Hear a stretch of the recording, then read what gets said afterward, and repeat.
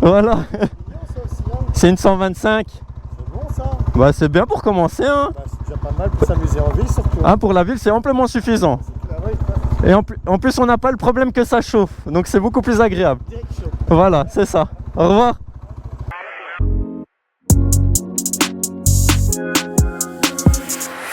Yo. Aujourd'hui on se retrouve de nouveau sur la fameuse Zontes 125.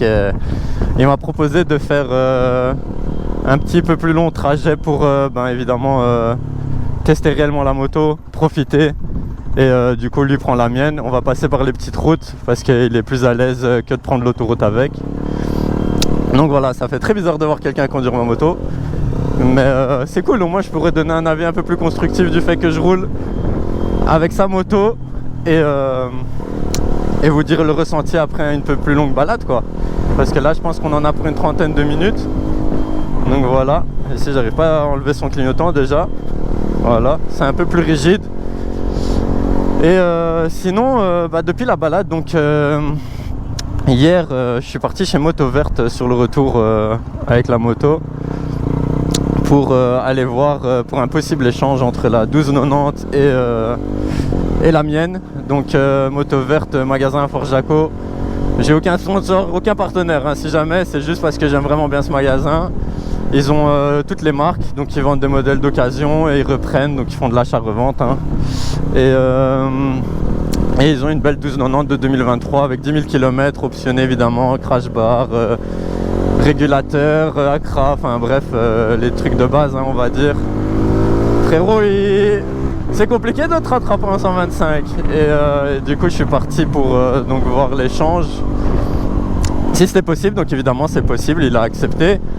Donc il voulait bien me reprendre la mienne à 8300 et donc il m'a montré une facture en m'expliquant que il en avait, il sait qu'il y en a qui sont à 10 000 sur internet etc, ce qui est vrai.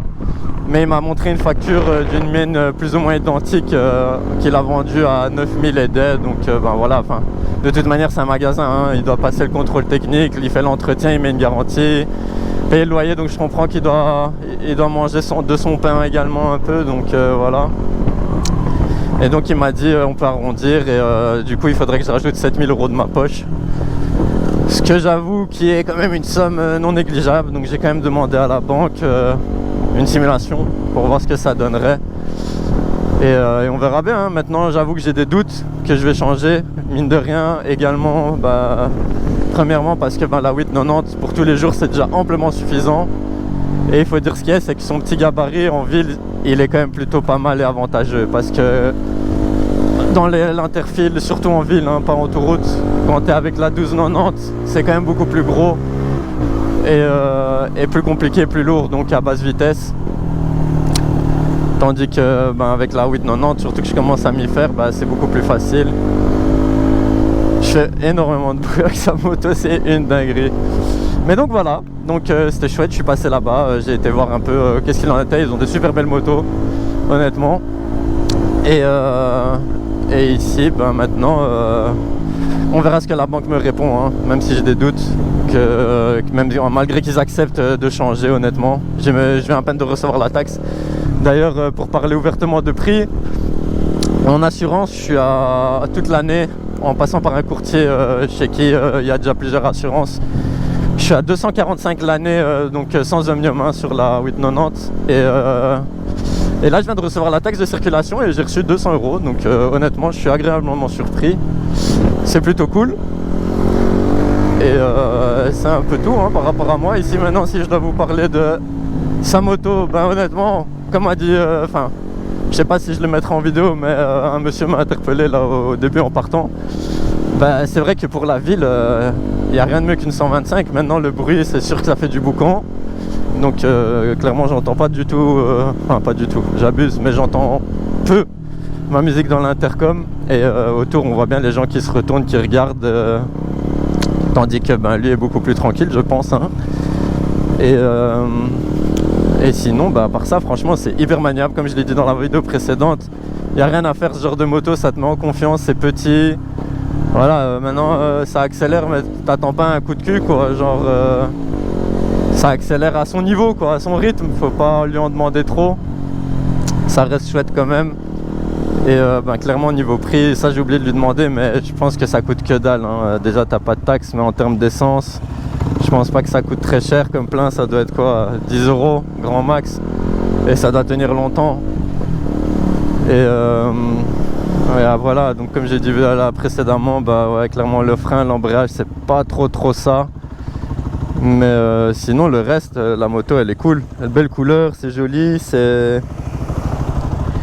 vraiment, je sais plus le terme que j'utilisais hier par rapport à sa moto, mais elle est valorisante, voilà, c'est ça que je cherchais. Elle est valorisante pour une petite moto, et il y a de quoi déjà s'amuser, prendre un peu de kiff à moindre coût, hein, parce que bon, rouler avec une grosse moto ça coûte cher aussi. Donc là j'ai été au rupteur de la deuxième, donc elle rupte à 9000. Oh, le petit paix, elle me le fait plus.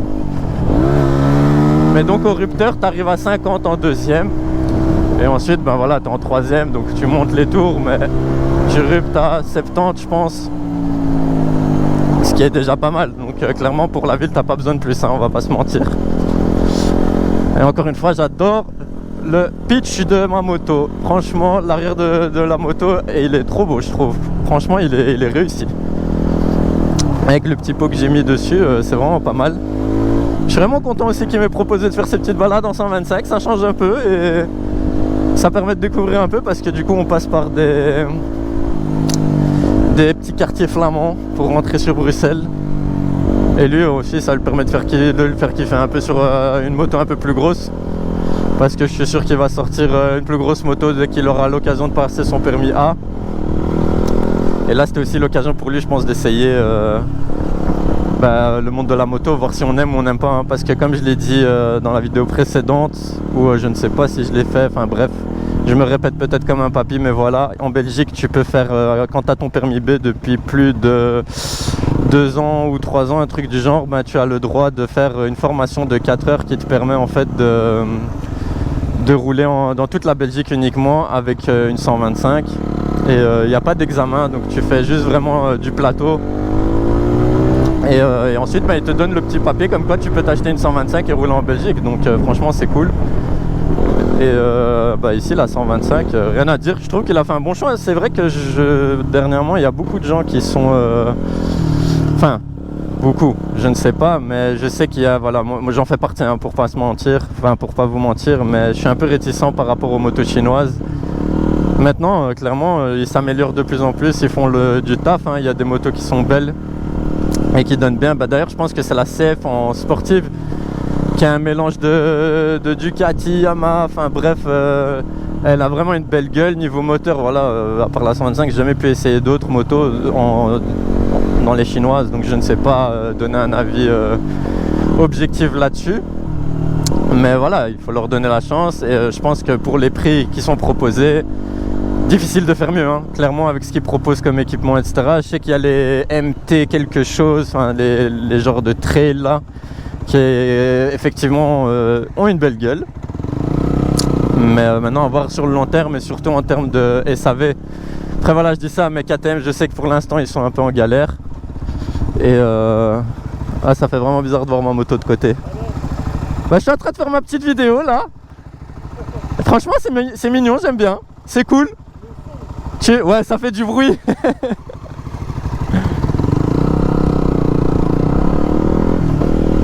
Donc voilà, lui-même vient parce qu'on l'entend pas, mais il a dit le pot fait du bruit, et c'est vrai qu'il doit l'entendre salement. Pourtant voilà, je ne donne pas des à-coups de fou non plus. Mais bref, pour en revenir aux motos chinoises, voilà, je pense qu'il en faut de tout pour tous les goûts, et c'est bien parce que ça diversifie un peu également, je pense, l'univers de la moto, où avant ça parlait que de grosses marques ou de motos plutôt vintage. Je connais absolument pas la route par laquelle on passe, mais c'est chouette, ça fait découvrir. Et voilà, là pour commencer il a pris ça. Alors lui, je sais qu'il kiffe les motos un peu plus style allez, j'ai oublié le terme maintenant, je perds mes mots, mais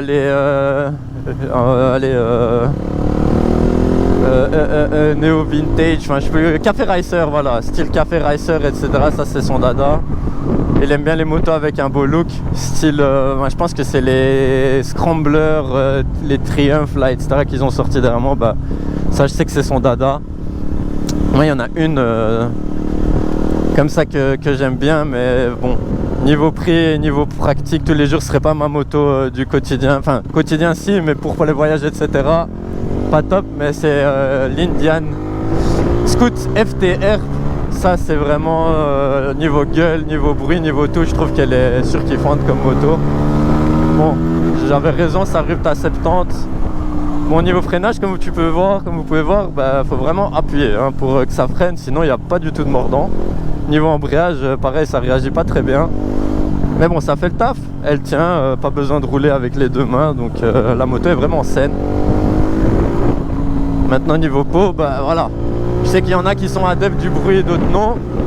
Moi spécialement pas trop, parce que là ça fait vraiment trop de bruit. J'ai l'impression de gueuler dans mon casque. Là je suis à fond. Donc 4ème Turupt à 80.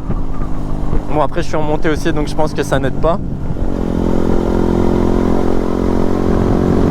Ouais, je me demande vraiment comment il a découvert ce genre de route, parce que je connais absolument pas. Mais en tout cas, clairement ça évite de prendre l'autoroute. Hop. Bon, par contre il faut faire attention parce que la route a l'air quand même pas mal caillouteuse. On va pas faire des folies avec sa moto. Bon, après ici ce qui est bien, c'est qu'il n'y a pas moyen de se faire des frayeurs hein. Il n'y a pas besoin de traction control. Tu peux arriver en bombe dans un virage et accélérer à fond de balle. Je pense pas que tu te fais peur. Oula, je dis ça et je me fais peur. Je prends mal la trajectoire à cause des traces au sol, parce que pour ça je suis une vraie tapette. J'ai vraiment pas confiance dès que je vois des marques un peu plus grasses sur la route ou du sable ou des cailloux. Malgré que ça tient hein, pourtant. Mais bon, je préfère quand même faire attention, surtout que c'est pas ma moto. Mais donc voilà. Tout ça pour vous dire, honnêtement, je suis surpris, agréablement surpris encore une fois de sa moto. Et elle est vraiment confortable pour une 125, honnêtement. Donc je rappelle, j'avais une YZF 125, bah ça n'a rien à voir. Bon, maintenant c'était type sportive, là c'est un roadster. Mais la selle est vraiment moelleuse. On dirait vraiment une selle en gel. Alors que ben, les autres, c'est comme la nouvelle MT 125, etc. Ça se voit que c'est un banc le truc, c'est tape-cul, c'est une planche de bois. Après, niveau hauteur, etc., je sais pas ce que ça donne. Mais ici, vraiment, sa moto, elle est vraiment chouette. C'est hyper joueur, c'est hyper maniable. Et alors, tu peux vraiment y aller, pas moins de te faire peur. J'aime bien parce que je le vois regarder dans le rétro, il doit se demander qu'est-ce que je suis en train de faire. Ouais, ici, ça me dit quelque chose. Hop.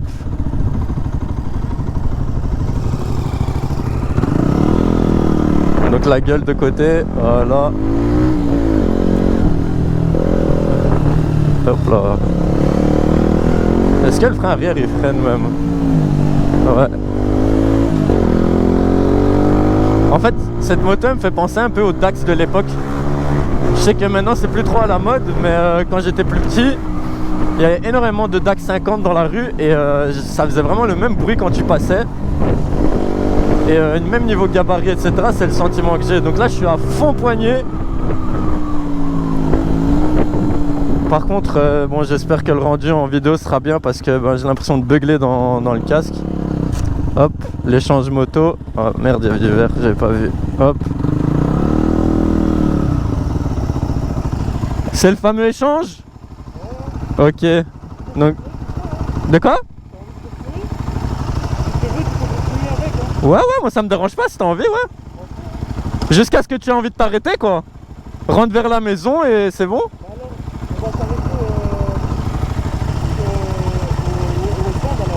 Ouais, vas-y, moi je te suis. Donc ouais, il faut savoir que en gros, donc je lui ai dit bah écoute, si t'as envie d'essayer la mienne et tout, vas-y, tu vois. Et il m'a dit bah ouais, mais qu'il est pas trop à l'aise de rouler sur autoroute avec, etc. Et qu'il préfère passer par les petites routes. Donc je lui ai dit ok, pas de problème. Et donc voilà, je lui ai dit quand tu sais où t'arrêter pour faire l'échange, etc. Bah voilà, on fait l'échange quoi, comme ça au moins t'es tranquille, pas en panique ou quoi. Mais honnêtement il gère, il est à l'aise sur la moto, etc. Donc je pense que la prise en main, une fois que tu sais rouler à moto, voilà, ça change pas grand chose hein. Une fois que tu roules une 125 ou plus, c'est juste la puissance qui change, faut juste pas être un con derrière son accélérateur. Alors? T'aimes bien ou pas? C'est un peu haut, mais ouais, j'aime bien. 100? C'est un peu gros, mais ouais, j'aime bien. C'est un peu gros, ouais. Un haut, ok, ouais. Après, c'est ce que je disais dans la vidéo. Toi, t'aimes bien tout ce qui est scrambler, etc. Les trucs néo. Un peu Café Racer, etc. Donc voilà, je sais pas si on l'a entendu dans la vidéo, mais donc je lui ai demandé comment c'était et il m'a dit ouais, c'est puissant, qu'il aime bien, mais que c'est un peu haut. Après voilà, c'est puissant, normal, il passe d'une 125 à la 890 qui a 105 chevaux, bicylindre, c'est très nerveux, ça accélère plutôt bien. Maintenant clairement, oui, hein, il y a beaucoup plus puissant, on va pas se mentir, hein, qui te satellise. D'ailleurs, à titre comparatif, quand j'avais la Triumph, j'avais l'impression d'avoir 2 turbos dans le cul. Une fois que je passais un certain nombre de tours minutes, ça me satellisait. Que ici, c'est beaucoup plus gérable. En fait, le bicylindre s'épuise beaucoup plus vite et donc, inévitablement, tu as beaucoup de puissance dès le début, mais après, c'est creux. Tandis qu'à l'inverse d'un 4 cylindres et un 3 cylindres, ouais, au début, c'est un peu creux, mais une fois que ça envoie la patate, putain, tu t'en remets pas. Mais bon, chacun son kiff, hein, c'est pour ça qu'il y a autant de choix. Mais voilà, je pense que j'ai plus grand chose à dire pour la vidéo, donc je vais continuer sans parler. On va voir ce que ça donne. Est-ce qu'en vidéo je laisse comme ça pour vous laisser kiffer le son de la moto. Je sais pas si vous aimez ou vous n'aimez pas, mais je vais continuer à filmer et comme ça vous donne un aperçu en termes de balade, en termes de bruit, de conduite. Bon, si vous avez des questions, faut pas hésiter à noter en commentaire, comme je l'ai dit. Faut pas hésiter à me dire qu'est-ce que je peux changer, améliorer, qu'est-ce que je peux faire comme vidéo qui vous intéresse ou pas. Et c'est un peu tout, hein. Les gars, salut, à la prochaine, ciao.